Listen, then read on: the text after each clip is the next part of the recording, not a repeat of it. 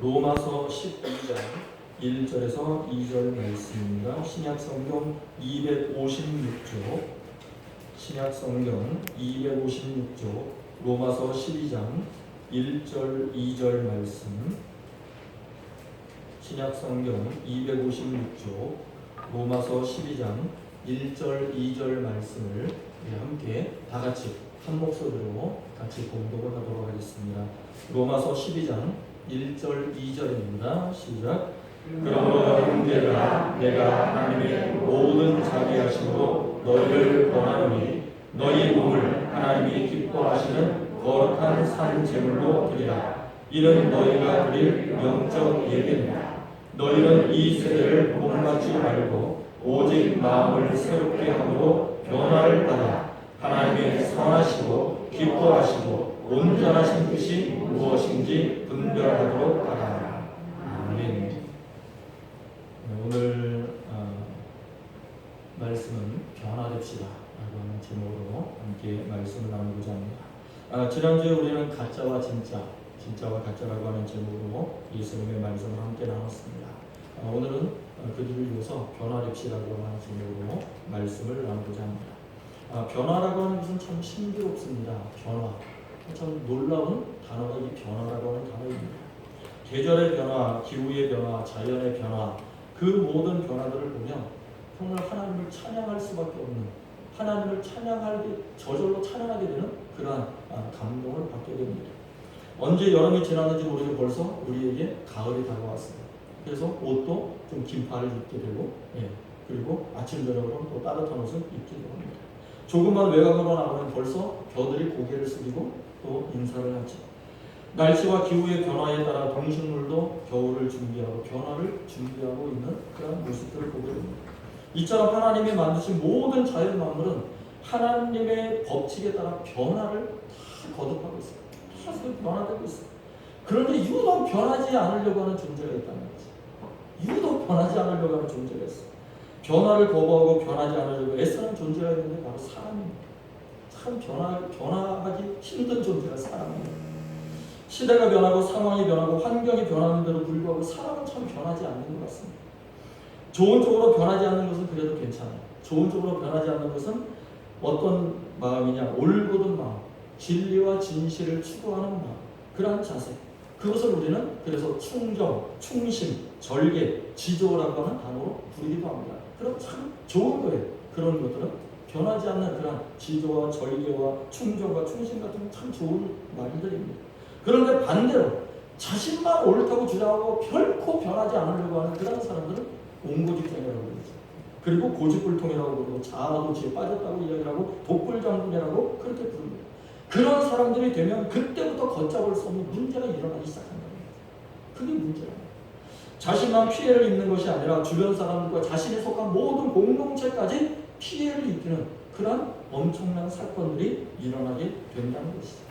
하나님께 택함받은 백성이었던 이스라엘 민족만 봐도 사람이 참 변하기 힘든 존재라고 하는 것을 우리에게 가르쳐주고 있습니다. 구약 성경에 보면 출애굽기가 나오죠. 이 출애굽기라고 하는 것은 여러분 잘 아시듯이 애굽에서 430년 동안 노예로 지내던 이스라엘 민족을 하나님께서 구출해 주신 내용이 출애굽기의 내용입니다. 노예로 지내고 있었으니까 430년 동안 노예로 지내고 있었으니까 얼마나 힘들었겠어요. 얼마나 고통스러웠겠어요. 그때 하나님은 애굽에 10가지 재앙을 내리셔서 이스라엘 백성들을 구출해내십니다. 거기에 하나님께서 애굽에 10가지 재앙을 내리며 하나님만이 참신이라고 하는 사실을 나타내 주셨는데 그 10가지 재앙은 다음과 같습니다. 첫째가 피 재앙이었습니다. 피로 그냥 온 물을 다 빨갛게 물들어버려요. 먹지를 못하는 거, 운물이고 강이고 어디고 다 물이 다 피로 변해버렸어요. 먹을 수가 없어요. 두 번째 재앙이 개구리 재앙이에요. 개구리가 온 천지 사방에 다 깔리는 거예요. 집안에 들어가면 부엌에 들어가면 구름만 열면 개구리가 나 펄떡펄떡 뛰어다니고 거기서 막 빠져나오고 도저히 사람이 견딜 수가 없어요. 세 번째가 이 재앙입니다. 여러분 이 옛날에 우리 어렸을 때 저도 어렸을 때 이 많이 잡아봤어요. 이 잡으면 딱딱 소리가 나죠. 그 이가 온 사람들 천지 사방에 다 깔리는 거예요. 이 재앙으로 하나님이 또 재앙을 내리십니다. 네 번째가 파리가 막 잔뜩 붙어 다니는 거예요. 잡을 수가 없는 거예요. 잡을 수가 없을 만큼 잔뜩 쌓여있는 이 파리들, 이 네 번째 재앙이었어요. 그 다음에부터는 심각합니다. 다섯 번째 재앙이 뭐예요? 악질이에요. 온몸에 만신창이가 되는 거예요. 동물부터 사람까지. 그리고 독종, 여섯 번째 독종. 이 독종 종기가 나가지고 어떻게 할 수가 없어요. 따갑고 아프고 그런 모든 종교들이 동물과 짐승과 사람에게까지 다 나타났어요. 그리고 그 다음에 우박재앙이, 하늘에서 우박이 떨어지는데, 여러분 얼마 전에도 우박이 또 쏟아졌죠? 다른 나라에도 우박이 갑자기 쏟아지고, 이런 우박이 막 쏟아지기 시작하는데 지붕이 뚫리고 집이 무너지고 동물도 맞아주고 사람도 밖에 나갔다가 그 우박에 맞아주고, 그런 우박재앙이 막 쏟아지는. 그리고 여덟 번째가 메뚜기였어요. 메뚜기는 어떻습니까? 보이는 대로 싹 먹어치고 곡식이고 뭐 나무고 열매라고 하는 열매는 싹 밀고 지나가는 게 메뚜기들, 메뚜기 때 아닙니까? 그러니까 먹을 게 없어지고 먹을 게 없어. 그런데도 깨닫지 못해. 아홉 번째 재앙이 뭡니까? 흑암이에요. 온 세상이 깜깜해. 해가 안 보여요. 하늘이 안 보일 정도로 깜깜하게 모든 게 다 흑암으로 덮어버렸어. 해를 볼 수가 없는 재앙이 아홉 번째 재앙이었어요. 그런데도 깨닫지를 못했어요. 마지막에 열 번째 재앙이 뭡니까? 장자의 죽음. 장자의 죽음이라고 하는 것은 처음 난 자식, 처음 난 짐승, 짐승으로부터 사람에 이르기까지 처음 난 것은 다 죽어버려요. 하나님께서 다 그 생명을 빼앗아가는 거예요. 이토록 10가지 재앙을 그 애굽 땅에 쏟아부으셨어요. 그 재앙을 통해서 하나님은 애굽 사람들이 섬기던 신이 진짜가 아니라 가짜다, 그리고 움직이지도 못하는 나무토막에 불과하고 우상에 불과하다라고 하는 것을 직접 가르쳐 주신 거예요. 직접 보여주신 거예요. 그렇게 하나님은 이스라엘 민족을 애굽에서 구출해내셨습니다. 더 이상 견딜 수 없으니까 애굽 왕 바로가 이스라엘 백성들을 내보내. 그래서 애굽에서 나오게 됐어요. 그렇게 애굽에서 구출해내셨습니다. 하나님께서 예비해 주신 약속의 땅 가나안을 향해서 이스라엘 민족은 그때부터 출발을 해서 이제 전진을 하기 시작합니다. 그런데 문제는 그때부터 나타나기 시작합니다. 애굽에서 나올 때부터 이제 이스라엘 민족들 가운데 문제가 일어나기 시작했어요. 분명히 이스라엘 민족은 하나님이 어떤 분이신지 직접 눈으로 목격한 사람들, 직접 본 사람들이, 직접 경험한 사람들이, 체험한 사람들이에요. 그것을 자기들이 직접 느꼈다니까요. 하나님이 어떤 분이라고 하는 것을. 하나님의 도우심으로 애굽에서 탈출한 사람들이 바로 그런 이스라엘 민족이에요. 그런데 그 사실을 까맣게 잊어버리고는 자꾸만 어디를 그리워할까요? 애굽을 그리워하는 거예요. 자기들이 430년 동안 노예 생활을 했던 애굽을 자꾸 그리워해요. 애굽으로 자꾸 돌아가려고 해요. 애굽에서 살았을 때가 좋다고 얘기하는 거예요. 왜냐? 하나님께서 애굽에서 탈출시켜서 광야 40년 생활을 하게 하니까 이스라엘 백성들이 계속 불평을 해요. 광야 생활이 힘들죠. 당연히 힘들죠. 하지만 하나님께서 그 광야 생활을 하는 동안 어떤 역사, 어떤 기적을 보여주셨느냐? 먹을 게 떨어지지 않게 하셨어요. 옷과 발이 헤어지지 않게 하셨어요. 마실 물을 주셨어요. 고기도 먹고 싶다고 하니까 고기까지 보내주셨어요. 그러면 의식주 생활이 불편한 게 없잖아요. 먹고 살 수 있잖아요. 그런데 불평을 해야 돼요. 애굽에서 노예로 살았을 때가 좋다는 거예요. 그러한 불평과 불만을 쏟아내는 이스라엘 백성들의 모습, 얼마나 안타까운 모습인지. 그래서 민수기 14장에는 이렇게 기록을 하고 있습니다. 민수기 14장 1절부터 4절 말씀을 함께 같이 읽어보겠습니다. 시작. 온 회중이 소리를 높여 부르짖으며 이스라엘 자손이 다 모세와 아론을 원망하며 온 회중이 그들에게 이르되 우리가 애굽 땅에서 죽었거나 이 광야에서 죽었으면 좋았을 것을 어찌하여 여호와가 우리를 그 땅으로 인도하여 칼에 쓰러지게 하려 하는가. 우리 처자가 사로잡히리니 애굽으로 돌아가는 것이 낫지 아니하냐.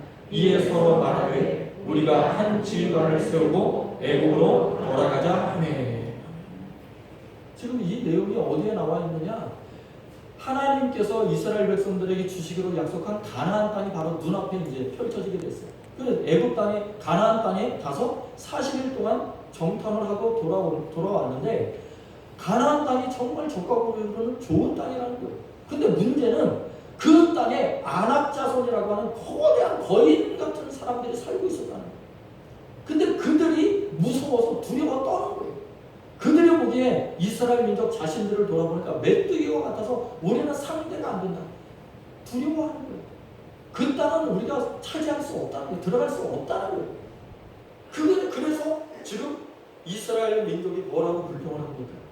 우리를 여기서 죽게 만들려고, 가나안 땅에 들어가서 죽게 만들려고 우리를 여기로 인도했느냐?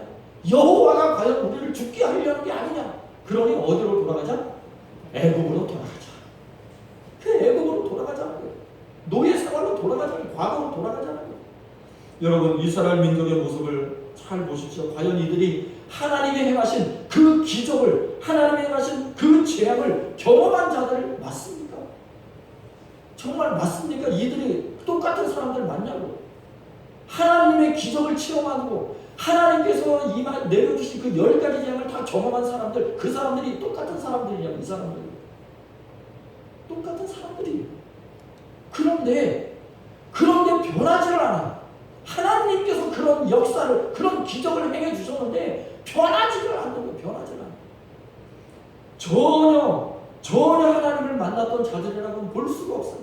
하나님께서 홍해바다를 가르쳐서 그 홍해바다 가운데로 지나가게 하신 그 기적도 체험했어요.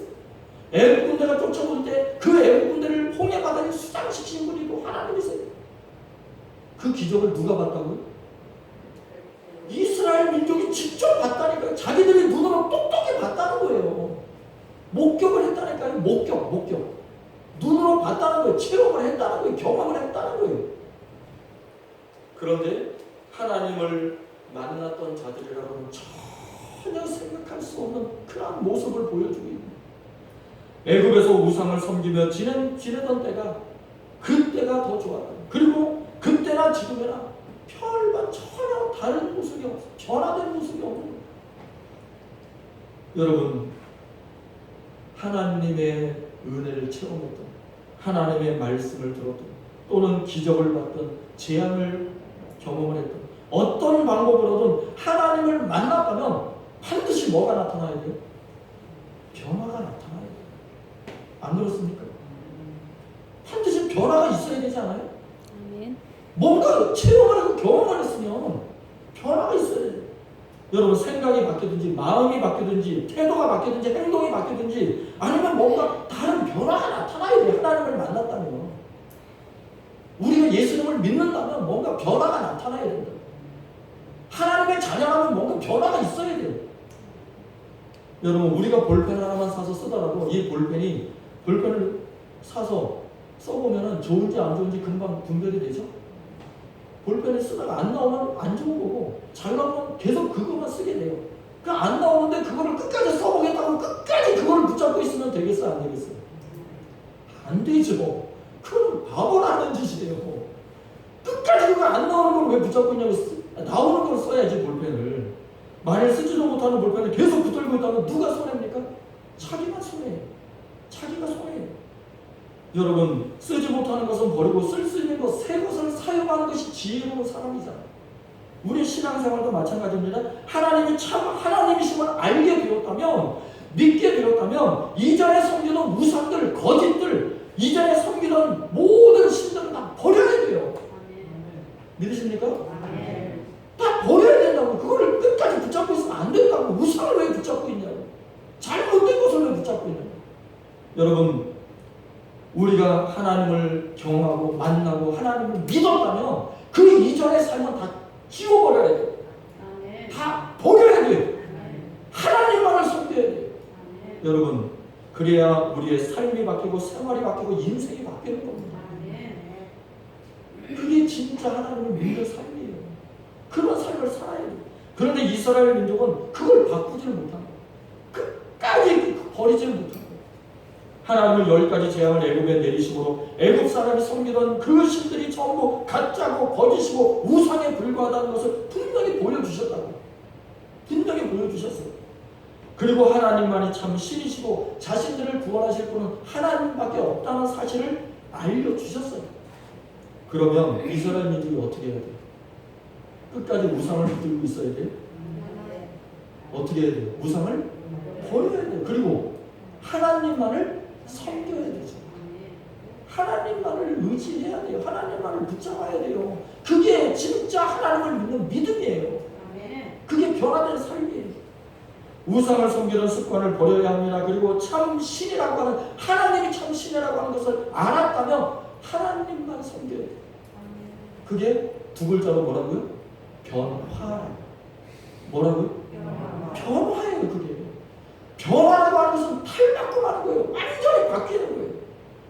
여러분, 하나님은 오늘도 사도 바울을 통해서 말씀하시길, 이 시대에 정말 필요한 사람들은 어떤 사람들이냐? 변화된 성도들이라고 말씀합니다. 변화된 성도. 그런 변화된 성도들이 이 시대에 정말 필요한 성도들이라는 거예요. 오늘 본문 말씀을 우리 다시 한번 함께 읽어보기 원합니다. 1절과 2절 함께 다시 한번 읽어봅니다. 시작. 그러므로 형제들아, 내가 하나님의 모든 자비하심으로 너희를 권하노니 너희 몸을 하나님이 기뻐하시는 거룩한 산 제물로 드리라. 이는 너희가 드릴 영적 예배이다. 너희는 이 세대를 본받지 말고 오직 마음을 새롭게 함으로 변화를 받아 하나님의 선하시고 기뻐하시고 온전하신 뜻이 무엇인지 분별하도록 하라. 아멘. 여러분, 여기에서 아주 중요한 내용을 빨간 글씨로 쫙 발라놨어요. 빨간 글씨로 써놨어요. 중요한 핵심적인 단어가 뭐예요? 변화를 받아라. 변화를 받아라. 마음을 새롭게 함으로 변화를 받아라. 이게 사도 바울이 강조하고 전하는 복음의 핵심이에요. 예수님을 믿음으로 변화를 받아라는 거예요. 예수님을 믿음으로 하나님의 자녀가 돼서 그 이전의 삶을 버리고 새로운 삶으로 변화가 되라는 거예요. 여러분, 사도 바울이 지금 쓰는 이 편지는 로마에 있는 성도들에게 보내는 거예요. 로마 교회 성도들에게 보내는 편지가 이 로마서입니다. 당시 로마는 지중해 바닷가에 있는 도시로 무역이 활발했었어요. 그리고 세계 모든 나라 사람들을 만날 수 있는 곳이 로마였습니다. 그러다 보니 각 나라의 문화와 다양한 물건들을 접하고, 그리고 각 나라 사람들이 섬기는 우상들도 많이 만날 수 있는 곳이 바로 로마라고 하는 도시였어요. 또한 로마인들은 온갖 종류의 신들을 섬기며 살았던 사람들입니다. 그래서 거리마다 조각한 신상들을 세워놓고, 여러분 아마 로마에 다녀오신 분들도 계실 거예요. 이탈리아 로마에 가면 조각상들이 얼마나 많아요. 그게 다 그 당시 섬기는 신들이에요. 그 당시 섬기는 신들을 지금은 우리가 조각품이다 해서 이렇게 보지만, 그 당시 로마 시대, 그 당시에는 이 사도 바울이 복음을 전하는 그 당시에는 그게 다 우상들이었어요. 우상이었다. 그 앞에 가면 다 절을 하고 기도하고 그리고 지나가요. 그게 다 우상단지예요. 우상단지. 거리마다 조각상들이 얼마나 많이 펼쳐져 있는지. 그게 다 우상들이라는 거예요. 그 앞을 지날 때마다 그 우상들 앞에 소원을 빌며 지나다니고, 그 우상들을 섬기고 신으로 섬기고 자신들의 신으로 섬기고, 그래서 아폴로 신, 뭐 비너스 신, 유명하죠? 비너스? 유명하죠? 그런 게 다 그 로마인들이 섬기던 신들이라는 거죠. 그런 우상으로 가득한 도시에서 예수 그리스도의 복음을 전한다는 것은 결코 쉬운 일이 아니었어요. 그럼에도 불구하고 사도 바울이 우상으로 가득한 그 도시 한가운데에서 예수 그리스도의 복음을 전할 수 있었던 것은 그 사도 바울 그에게 믿음의 확신이 있었기 때문에, 예수님만이 참 하나님이라고 하는 그 믿음이 있었던, 그 확신이 있었다는 거예요.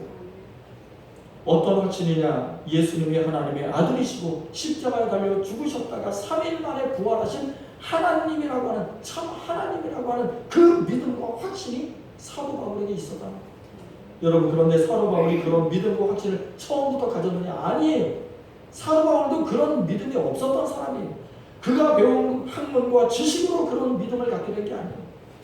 사도 바울이 직접 부활하신 예수님을 만남으로 변화가 됩니다. 예수님을 직접 만났단 말이에요. 부활하신 예수님을. 그리고 그의 삶이 완전히 변화가 됐어요. 그래서 사도 바울이 로마 한복판에서, 로마 한가운데서 복음을 전할 수 있는 용기와 믿음을 가지게 됐다. 어디를 가든지 사도 바울이 복음을 전하는 담대한 믿음을 갖게 된 것은 예수 그리스도가 참 하나님이라고 하는 그 사실을 믿게 돼요. 그리고 변화된 삶을 살았기 때문에 그렇다는 거죠. 여러분, 사도 바울은 부활하신 예수님을 만나기 전까지는 사울이라고 하는 이름으로 살았던 청년입니다. 이 사울이라고 하는 청년은 아주 악랄하고 지독한 유대교 신봉자였어요. 유대교 신봉자. 정말 지독하고 악랄한 사람이었어요. 왜 그렇게 이야기를 하느냐? 이 사울은 예수님을 거짓 선지자로 매도를 했던 사람입니다. 그리고 예수님을 따르는 그리스도인들을 반역자고 폭도들이라고 생각을 해서 붙잡으러 다녔던 사람. 그 그리스도인들을 붙잡으면 감옥에 가두고 돌로 쳐 죽이고 그리고 사형을 시키고 이런 일에 앞장섰던 사람이 누구냐? 바로 사울이라고 하는 청년이었어요. 여러분, 그가 앞장서서 직접 돌로 쳐 죽인 사람도 있었습니다. 그 사람이 누구냐? 초대교회 스데반 집사예요. 초대교회 스데반 집사를 사도 바울이, 이 사울이라고 하는 청년이 앞장서서 돌로 쳐 죽이는 그 현장에 주도자가 바로 사울이라고 하는 청년이었습니다. 이 스데반 집사가 돌에 맞아 죽어가는 모습을 보고 눈 하나 깜빡이지 않았던 사람이 이 사울이에요. 그것을 보고 아주 흡족해 했던 사람이 사울이에요. 그리고는 스데반이 죽자 그 다음에 다른 제자들도 잡으러 다니자, 다른 그리스도인들도 다 잡으러 가자라고 앞장서서 나갔던 사람이 사울이었어요. 그런 그가 완전히 새롭게 변화되는 사건이 발생합니다. 완전히 뒤바뀌는 360도 인생이 바뀌는 사건이 발생하는데, 여느 날과 마찬가지로 사울은 그날로 예수 믿는 자들을 붙잡으러 가기로 결단을 하고 사람들을 이끌고 다메섹이라고 하는 도시로 출발을 합니다. 사울은 사람들을 이끌고 다메섹으로 갔어요. 그런데 갑자기 하늘에서 환한 빛이 비치는 거예요. 이 사울에게 갑자기 환한 빛이 이 사울을 감싸고 둘러싸니까 너무 놀라서 겁에 들려서 이 사울이 땅바닥에 엎드러집니다. 땅바닥에 주저앉고 엎드러집니다. 겁에 들린 사울은 그만 그 땅에 엎드려서 어떻게 할 줄을 모르는 거예요. 그때 하나님의 음성, 예수님의 음성이 들려요. 그 사건이 바로 사도행전 9장 4절부터 7절에 기록되어 있었습니다. 함께 같이 읽어보시죠.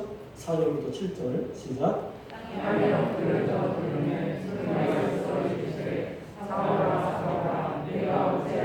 나를 박해하느냐 하시거늘 대답하되 주여 누구시니까? 이르시되 나는 내가 박해하는 예수.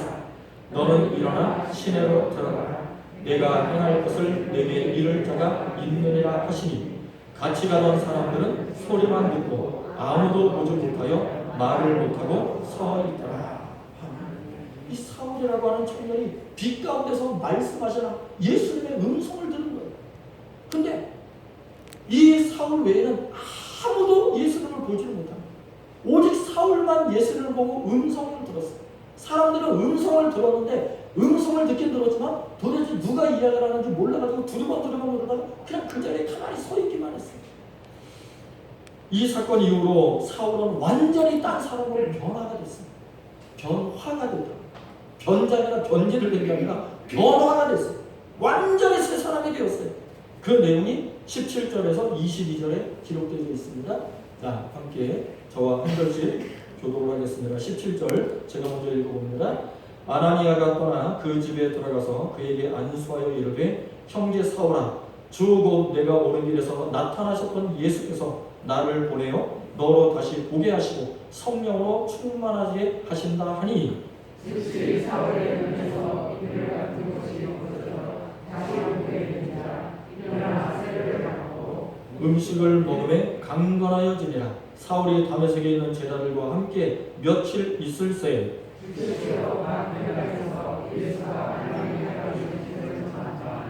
듣는 사람이 다 놀라 말하되 이 사람이 예루살렘에서 이 이름을 부르는 사람을 멸하려던 자가 아니냐. 여기 온 것도 그들을 결박하여 대제사장들에게 끌어가고자 함이 아니냐 하더라. 힘을 넣어 예수를 그리스도라 증언하여 다메섹에 사는 유대인들을 당혹하게 하라. 여러분 한번 잘 보세요. 사울의 모습이 어떻게 됐어요? 완전히 바뀌었어요. 완전히 변화가 됐어요. 이 말씀대로 사울은 완전히 딴 사람이 된 거예요. 이전의 사울이 아니에요. 부활하신 예수를 만나기 전까지는 그리스도인들을 핍박하고 붙잡으러 다니고 사형시키러 다니고 그리고 그렇게 못된 짓을 하러 다녔던 짐승 같은 사람이었다는 거죠. 그러나 그가 예수님을 만나고 새 사람이 됐어요. 완전히 변화가 되었어요. 그래서 오히려 예수님이 누구라고 증거를 한다고? 예수님이 하나님의 아들이십니다 하라고 증거를 하는 증인이 됐다는 거예요. 증인이 됐다는 거예요. 여러분, 이것이 진정한 변화입니다. 이게 진짜 변화라고요. 여러분, 우리가 예수님을 믿는다면 하나님의 자녀라면 진짜 변화가 있어야 된다니까요. 옛날 모습 그대로 살면 안 된다는 거죠. 그거는 변화가 아니에요. 변장이에요. 변장. 옛날 모습이나 지금이나 바뀐 것이 별로 없으면 그거는 변장을 하고 사는 거예요. 우리는 예수 그리스도를 진짜 믿으면 변장이 아니라 변화가 되어야 되는 거예요. 변화가 되어야 되는 거예요. 여러분, 변화는 변장이 아닙니다. 가면을 쓰는 것도 아닙니다. 화장을 하는 것도 아니에요. 여러분, 변화는 그런 게 아니에요. 여러분, 변화는 번데기가 나비가 되는 것처럼 완전히 탈바꿈하는 거예요. 완전히 바뀌는 거예요. 번데기하고 나비하고 똑같습니까? 아니에요. 완전히 다른 거예요. 번데기가 나비가 되는 것은 물론 그렇게 변화되는 그런 창조의 질서가 있지만 번데기와 나비는 완전히 다른 거예요. 완전히 다른 거라고. 여러분, 우리는 예전에는 번데기였어요. 저와 여러분은 예수님을 믿기 전까지는 번데기 인생이었다고. 번데기. 그런데 예수님을 믿고 나서는 뭐가 되어야 돼요? 나비가 되어야 돼. 나비로 살아야 돼요. 번데기로 살면 안 되는 거죠. 나비가 되어야 된다고. 나비가. 우리는 나비가 돼요. 예수님을 믿고 진짜 하나님의 자녀가 되면 나비 인생이 있어야 돼요. 헐헐 날아다니는 나비로 살아야 되는 거예요. 여러분, 물이 포도주가 되듯이 죽은 자가 살아나듯이 완전히 뒤바뀌는 인생이 변화된 인생이에요. 사도 바울은 지금 로마교회 성도들에게 그런 변화가 일어나야 한다고 말씀을 전하고 있는 거예요. 자신이 예수님을 믿고 변화된 것처럼 예수님을 구세주로 믿고 죄사함을 받고 하나님의 자녀가 되었다면 하나님의 자녀답게 살아라. 하나님의 자녀답게 변화된 인생을 살아라. 그게 지금 사도 바울이 로마교회 성도들을 향해 강조하고 있는 말씀의 핵심입니다. 오늘 본문 2절 말씀을 다시 한번 함께 읽어보시죠. 2절 함께 읽습니다. 시작. 너희는 이 세대를 본받지 말고 오직 마음을 새롭게 함으로 변화를 받아 하나님의 선하시고 기뻐하시고 온전하신 뜻이 무엇인지 분별하도록 하라. 할렐루야. 이게 변화예요. 이게 변화예요. 이게 진짜 변화예요. 하나님의 자녀라면 제일 먼저 마음을 새롭게 해야 돼요. 마음을 새롭게 한다는 마음은 생각 아닙니까? 생각. 마음이 생각이에요. 그러니까 생각이 바뀌어야 돼요. 생각이 바뀌어야 돼요. 생각이 바뀌면 모든 것이 바뀌게 되어 있어요. 예수님을 믿기 이전에 좋아했던 것들을 예수님을 믿고 나서는 다 버릴 수 있어요.